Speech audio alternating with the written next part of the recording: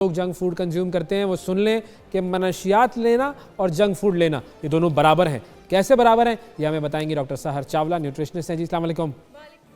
ये बात बिल्कुल सही है, प्लीज सही है वाकई ड्रग्स और जंक फूड और ये बाबा कैटजन कहते हैं। अब ये बाबा कैटजन कौन है? क्या है, कौन है? फार्माकोलॉजी जो हमारा डॉक्टर्स का एक सब्जेक्ट है, सब डॉक्टर्स रिलेट कर पाएंगे। उसकी जो बुक है स्टैंडर्ड बुक, वो उनके ऑथर का नाम कैटजंग है। और ये जो ड्रग्स वाला चैप्टर है ना, उसकी पहली लाइन है कि if you have to choose between sugar and cocaine then cocaine is a better option. Imagine, ये मैंने ये बाबा कैटजंग कहते हैं। गॉड, ये तो पहली मर्तबा जुमला मैंने सुना है। और बिकॉज़ कैटजंग किसी ने नहीं पढ़ी होगी, मुश्किल किताब है ना, मैंने पढ़ी थी। अरे आप लोग मेडिकल साइंस डॉक्टर लोग हैं, आप लोग मुश्किल किताबें पढ़ के बाबा कैटजंग सेज दैट। और उसके पीछे एक रीजन है। आपके पास जितने भी ड्रग्स हैं, दिमाग में दो रिसेप्टर्स होते हैं, एक नॉर्मल, आसान बता देती हूँ, एक supra normal. Drugs are chemically designed कि वो सुप्रा नॉर्मल रिसेप्टर्स को जाके छेड़ें, उसको एक्टिवेट करें।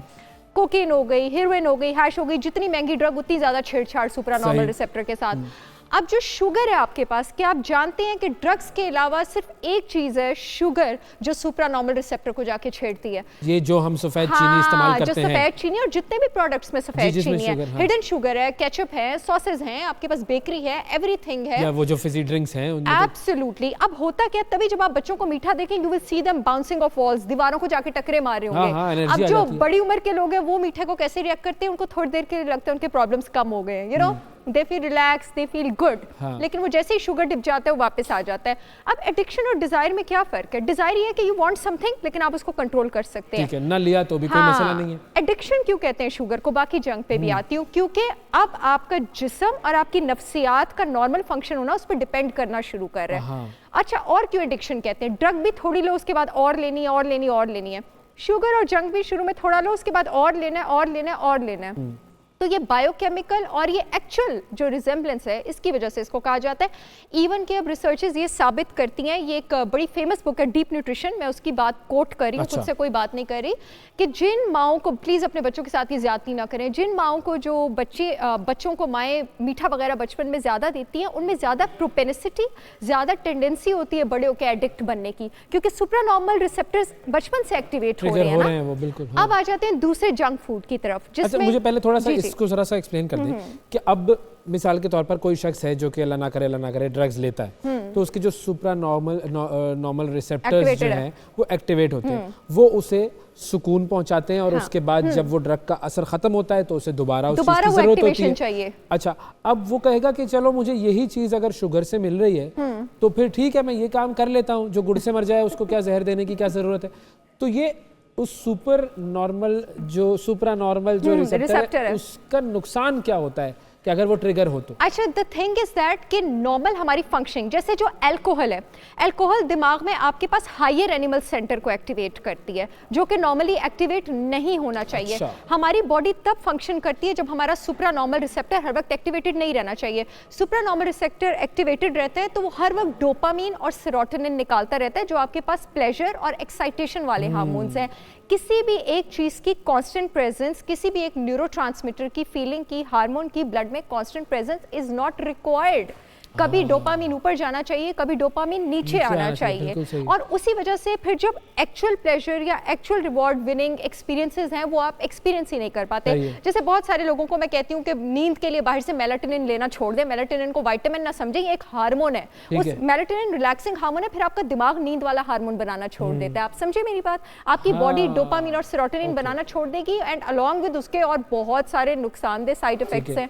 शुगर सिर्फ आपको एडिक्शन तो नहीं करती, अच्छा तो नहीं फील कराती, वो प्रो इन्फ्लेमेटरी है, वो प्रो कैंसरस है, वो आपके न्यूरॉन्स को डैमेज करती है, आपका हाफजा खत्म कर सकती है, आपको you know it can create a lot of havoc in your body. तो ये जो है ये उसके नुकसानात हैं, जो कि ड्रग्स के भी नुकसान है और यही चीज शुगर के भी नुकसान होगा। अब जो आप कह रही थी कि हम बाकी जंक फूड्स की तरफ आ जाते हैं। जंक फूड में एक चीज होती है मोनोसोडियम ग्लूटामेट, MSG। इसका मैं थोड़ा सा ब्रेक डाउन करूंगी। ग्लूटामेट एक्साइटेटरी न्यूरोट्रांसमीटर है। अगेन वही बात, दिमाग में जाके एक्साइटेशन करेगा, ये हमारी बॉडी में वैसे भी बनता है, लेकिन हर वक्त ये एक्साइटेटरी न्यूरोट्रांसमीटर नहीं होना चाहिए।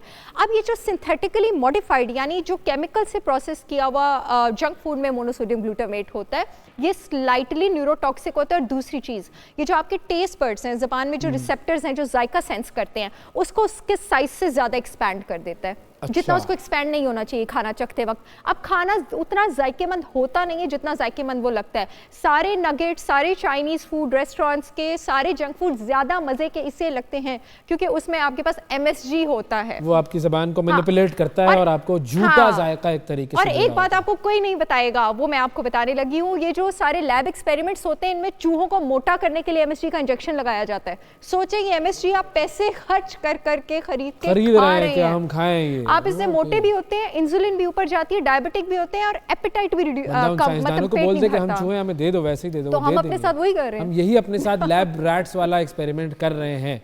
अच्छा अब चलो ये तो हमें पता चल गया कि भाई माएँ ये ना करें, लेकिन कैसे रोकें, क्योंकि बहुत सारे बच्चों को आदत पड़ी हुई है और बहुत सारे बच्चों को आदत पड़ने वाली है, तो अब वो अल्टरनेट क्या हो सकता है उसका? बेतहाशा ऑल्टरनेट है। सबसे पहले तो मैं कहती हूँ कि माँ बाप का मुंह होना चाहिए बच्चों को बात करने वाला। अगर आप एक नज़्म ज़ब्ती नहीं, आप बच्चे को क्या सिखाएंगे? I am so sorry to say but mothers खुद इतना सारा जंक फूड खा रही होती हैं, किस मुंह से बच्चे को? अरे ऐसी मदर्स मैंने देखी हैं जो बस जिनका होता है कि हाँ यार वो ड्रिंक मंगवाई, चिप्स मंगवाए और बस लगे हुए होते हैं, भाई टीवी देख रहे हैं तो वो चले भाई। हाँ जी, फिर मैं जब बात करती हूँ तो खवातीन मेरे अगेंस्ट हो जाती हैं। आप सुस्ती ना करें ना, आप लेजी ना हो ना, मेहनत करें ना, उठ के बच्चे के लिए मील्स प्रिपेयर करें, आप बच्चे के लिए, आपका बच्चा, और अपने आप को एजुकेट करें। मैं तो कहती हूँ कि हर माँ को न्यूट्रिशनिस्ट होना चाहिए, जो डाइट के न्यूट्रिशनिस्ट यानी उसको उसका नॉलेज होना चाहिए। जो डाइट के न्यूट्रिएंट्स हैं वो आपके बच्चे के DNA तक जाते हैं। इसको इतना ईजी ना लें, हल्का ना लें। आप बच्चे के शुरू के सालों में ये डिसाइड कर रही हैं अपनी हरकतों से और अपने किचन में फूड प्रिपरेशन से कि आपका बच्चा 30s और 40s में जाके कैसे प्रॉब्लम होता है। ये तो कुछ खाता ही नहीं है, फिर हम उसको चिप्स दे देते हैं, वही खाता रहता है। अब वैसे मैं नहीं मानती, बच्चा माँ के पेट से क्या बर्गर का टेस्ट लेके पैदा होता है? आपने टेस्ट लगाया, मैं मान ही नहीं सकती। एक स्ट्रिक्ट माँ की तरबियत बच्चे को यहाँ भी पहुंचा सकती है, स्ट्रिक्ट यानी नज़्म ज़ब्त वाली, कि वो बच्चा जाके स्कूल में दूसरों को कहे कि junk food is not healthy, आप जंक फूड मत खाएं। मैं मान ही नहीं सकती। अगर आपके पेरेंट्स में नज़्म ज़ब्त है तो बच्चे दूसरों को भी रोकते हैं जाके। ये तो आप खुद नहीं करना चाहते मेहनत, तो फिर आप तो अब जो बच्चे इस आदत का शिकार हो चुके हैं उनको इस आदत से निकालना ये एक मुश्किल टास्क है। बिल्कुल मुश्किल टास्क है। तो इसके लिए बहुत ड्रास्टिक स्टेप लेने की ज़रूरत नहीं है। आप हेल्दी ऑल्टरनेटिव्स की तरफ जा सकते हैं, नेचुरल स्वीटनर्स की तरफ आ जाएं, शहद की तरफ आ जाएं। घर में प्रिपरेशन करनी पड़ेगी, बाहर तो ये चीज़ें नहीं मिलेंगी। स्टीविया की तरफ आ जाएं। अब जो वो स्वीटन योगर्ट और स्वीटन डेयरी थी उसकी जगह आप आलमंड मिल्क यूज़ कर सकती है। कोकोनट मिल्क का जायका जो होता है वो बिल्कुल आइसक्रीम जैसा होता है और ये हेल्दी भी है। कोकोनट मिल्क इतना अच्छा होता है, इतना जबरदस्त होता है, मुझे खुद बहुत और आइसक्रीम जैसा लगता है और इतना हेल्दी भी है। तो आप इस तरह की बहुत सारी प्रिपरेशंस करके होता जरा महंगा है, वो होता जरा महंगा है, बट अगेन दिन क्या बनाने का कोई तरीका आ जाए ना। लेकिन जो लोग नगेट्स खरीद रहे हैं वो कोकोनट मिल्क भी खरीद सकते हैं। ये बात भी सही है, they can buy coconut milk, बहाना कोई नहीं चलेगा। और फिर आप फ्रूट प्रिपरेशंस, अब बच्चों को आहिस्ता आहिस्ता, उनको अगर मीठे की आदत हो गई है, फ्रूट प्रिपरेशंस करके आलमंड फ्लोर में, कोकोनट मिल्क में डिजर्ट्स लगाएं। अभी शुरू में उनकी स्वीट ट्रीट्स थोड़ी कम कर दें, एकदम तो नहीं वो छोड़ेंगे because then they will react. लेकिन इसके लिए बहुत देखें जी, किसी भी चीज़ की, छोटा हो या बड़ा हो, इंसान इज एन इंडिविजुअल, वो उस चीज़ को तस्लीम कर तब करता है जब उसकी तस्दीक करे। Educate your self and educate your child, क्योंकि सारी जिंदगी आप वैसे भी अपने बच्चे के सर पे नहीं रहने वाले। आप में इतना दम होना चाहिए कि आपकी एब्सेंस में भी कुछ करे ना आपका बच्चा, राइट? यू नो, उसकी तरबियत आपने इतनी स्ट्रांग कर दी हो, वो तब होगी जब आप खुद अपने ऊपर सख्ती करेंगे। So be hard on yourself and then on your children. ये सबसे इंपॉर्टेंट चीज है। यानी कि अगर जिस तरीके से ड्रग्स छुड़वाई जाती हैं लोगों से आहिस्ता आहिस्ता करके, रिहैब, ये भी एक रिहैब का ही प्रोसेस है। It's a proper rehab. और मैं आपको एक मजे की बात बताऊं, अगर आपको बहुत ज्यादा एडिक्शन है, एटलीस्ट अभी 2 वीक्स की एक्सरसाइज से स्टार्ट करें। पहले 8-10 दिन बहुत बुरा फील होगा, उसको मेटाबॉलिक एडेप्टेशन कहते हैं। कनपट्टी में भी दर्द होगी, मूड भी बुरा लगेगा, सारे जहर लगेंगे, सर भारी होगा, लेकिन उसके बाद आहिस्ता आहिस्ता अच्छा लगना शुरू हो जाएगा। एक बार आप 12-13 दिन विदाउट शुगर गुजार लेंगे, उसके बाद उसको टच करने का दिल नहीं करेगा। और जिस तरह नमाज की आदत डालने में 40 दिन लगते हैं, 40 days if you go without sugar, you will be free for life. Your life will change. और ये हम चेंज करवाते रहेंगे। रमज़ान का महीना शुरू होने वाला है, उसमें आप ये प्रैक्टिस कर सकते हैं। भाई मैं 10 साल कोई तकरीबन हो गए हैं, ये जो कोल्ड ड्रिंक्स होती है ना, नहीं हाथ लगा। Very good. मैं अपनी मिसाल दे सकता हूँ। Amazing. बिल्कुल, It shows. ये है, हो जाए चैलेंज, रमज़ान चैलेंज ले लो। वरना अब तो बहुत सारी चीज़ें छोड़ने का एक और आसान बहाना है, वो ये कि हम सब बहुत सारी प्रोडक्ट्स का बॉयकॉट कर सकते हैं जो इसराइल को सपोर्ट कर रही हैं, जो फ़लस्तीनियों पर जुल्म करने में मदद कर रहा है। उस बहाने ही छोड़ दो, बहाना कोई भी हो, बस छोड़ दो गलत चीज़ें। ये सबसे अहम चीज़ है कि आप उन चीज़ों को छोड़ेंगे, अपनी ज़िंदगी में बेहतरी महसूस करेंगे। थैंक यू डॉक्टर सहर चावला, वक्त दिया आपने। और